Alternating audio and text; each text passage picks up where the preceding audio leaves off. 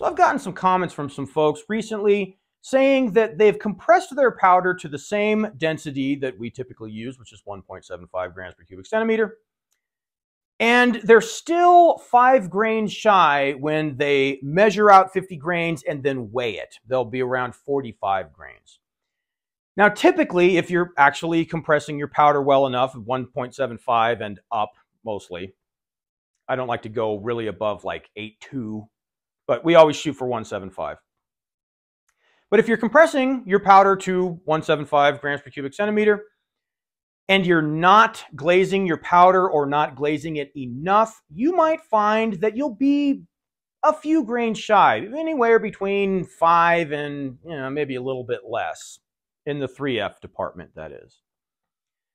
Now, the reason why this is because commercial grade powders, at least sporting grade powders, I should say, are glazed.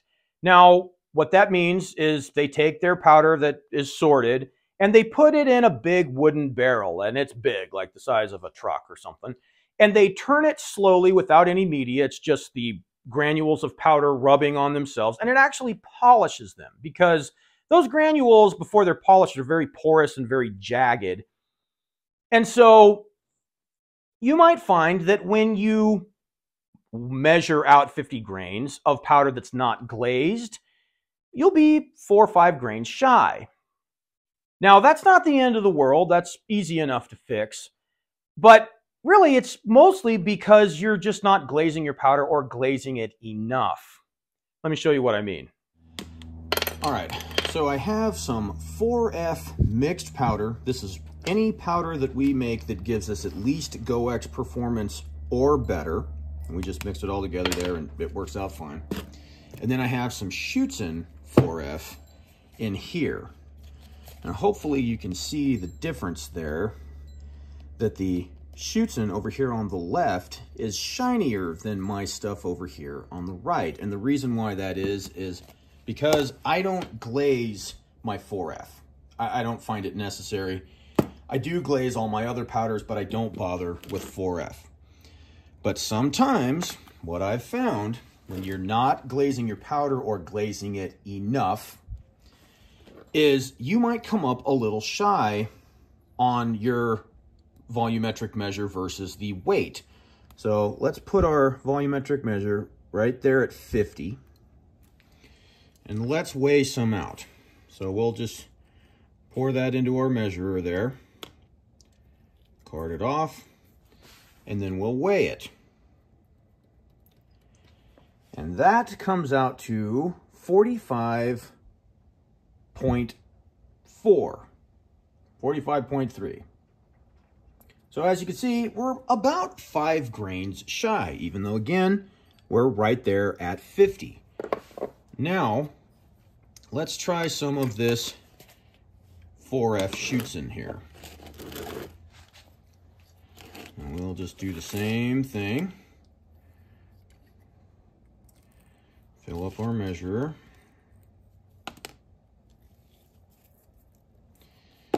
And weigh it.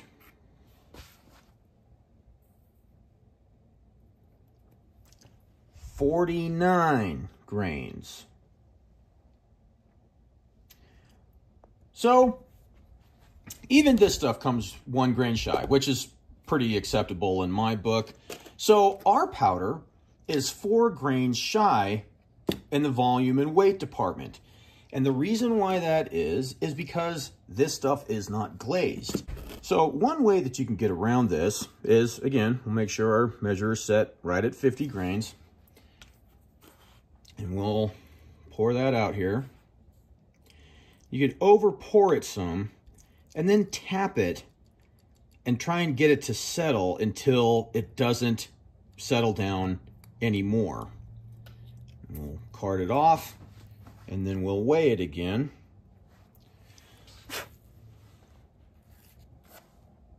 Get that off of there so you can see. And that comes out to 49.7. Now, the reason why this is because this stuff is not glazed. Those individual granules of powder are rather sharp and jagged, where the glazed powder is smoothed off And when you pour it into your measure, it kind of settles itself to a certain degree. But this is the whole thing when it comes to making homemade black powder, is that weight is the great equalizer. I don't really care what this says, because the weight is going to give us the actual measurement. This is more what you call guidelines than actual rules. Now, if you don't want to have to tap your powder measurer, and I don't generally like doing that either, I find it could be a little inconsistent, is just move your powder measurer up 5 grains or so. I think we're about 4 grains shy, so let's go a little bit below 55. And we'll try it again. Again, without tapping it, we'll just pour it in there, scrape it off, and weigh it. And we're at 48.7. Well, 49.2. Which, if you remember, at 50 grains, our Schutzen was 49 even. Oh, look, how about that? What a coincidence.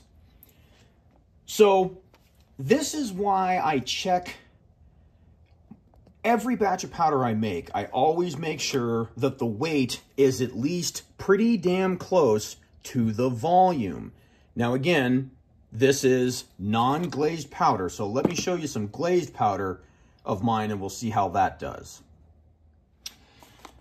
All right, so I have some homemade powder. This is 3F. This is some cottonwood powder. And as you can see, it's glazed relatively well. It certainly isn't glazed to this level. This is 3F Swiss here.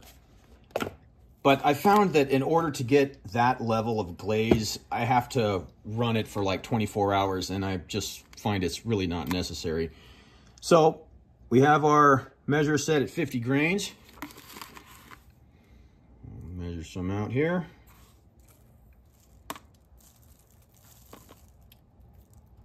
Of course, my scale turns off naturally.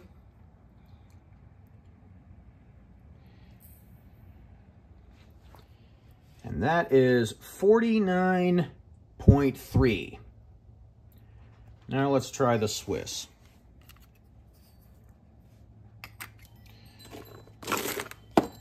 Switch that over there. Now, I'm not sure why Swiss glazes their powder that much. Again, I found it unnecessary, at least for the hobbyist like myself.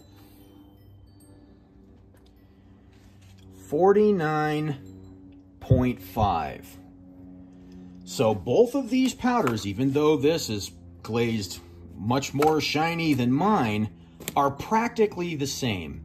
Now again, all of my homemade powders I compress to a density of 1.75 grams per cubic centimeter. I glaze them for between 2 and 4 hours. And the thing I've noticed about glazing is it has a lot to do with the moisture content of your powder. If you wait weeks or even sometimes days to glaze your powder, you might find that you'll have to glaze it longer because it might come out looking not quite as shiny, as you can see here with the fence board stuff. Now, again, I check the density versus volume of all of my powders, and if I need to make an adjustment here, it's much easier for me to do that. And again, I've had to do that every once in a while. I might have to, if you'll focus, loosen this up and bring it up just right there to get my 50 grains in volume. Because again, I'm not too concerned with what this says.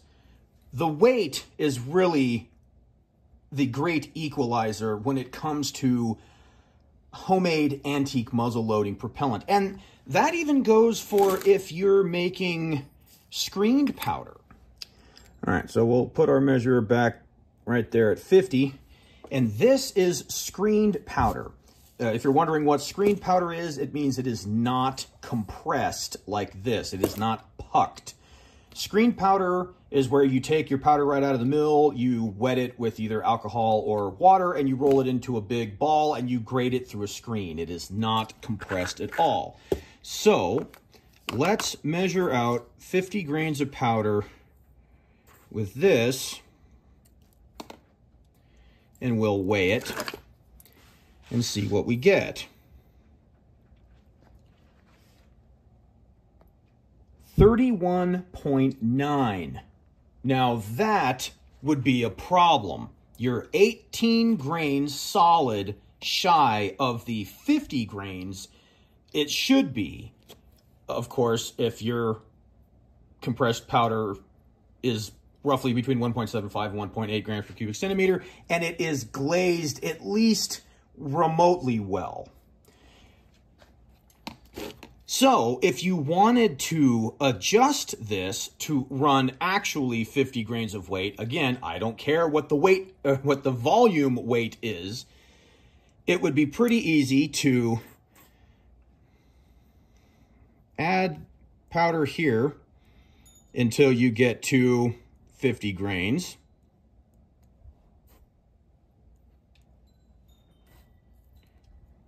Almost there. There we go. And then to pour it in your volumetric measure here,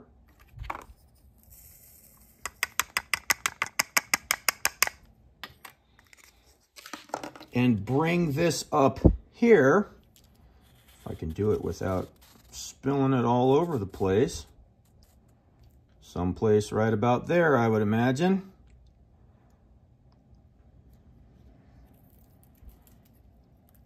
And see that if you are running screened powder, you'd need a 70 grain charge on your volumetric measure to equal 50 grains in weight. So if you're not glazing your finished powder, this is something you'll probably run into.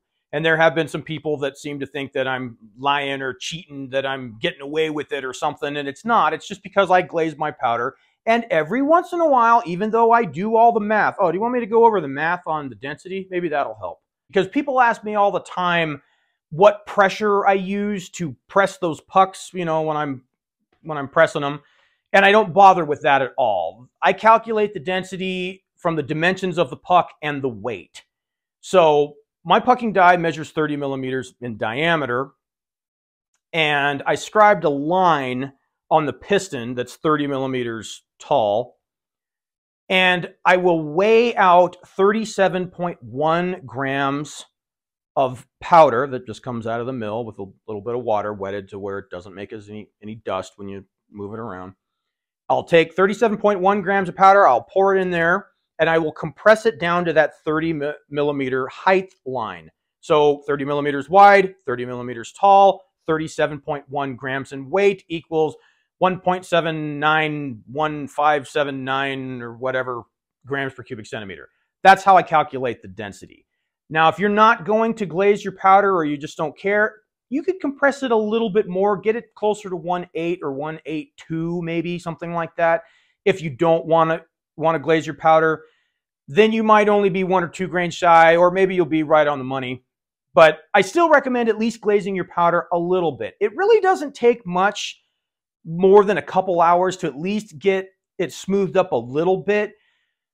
A lot of people will say that if you don't glaze your powder, it won't come out of a horn or a flask. It won't pour nice. I haven't noticed that with 3F, but I have noticed it with bigger powders like 1 and 1.5. If you have 1 or 1.5 F that isn't glazed or glazed very good, you might have trouble getting it to pour out of your horn or a flask. That is something I have seen. So try glazing your powder. If you're running into this, you're 4 or 5 grains shy, try glazing it just for a couple hours, because a couple hours will probably get you at least close enough within 1 or 2 grains, maybe even less. Give it a try and see if that works out for you. So as usual, folks, if you thought this video didn't suck, do me a favor and hit the like button and consider subscribing. Boy, it's my catchphrase and I forget it.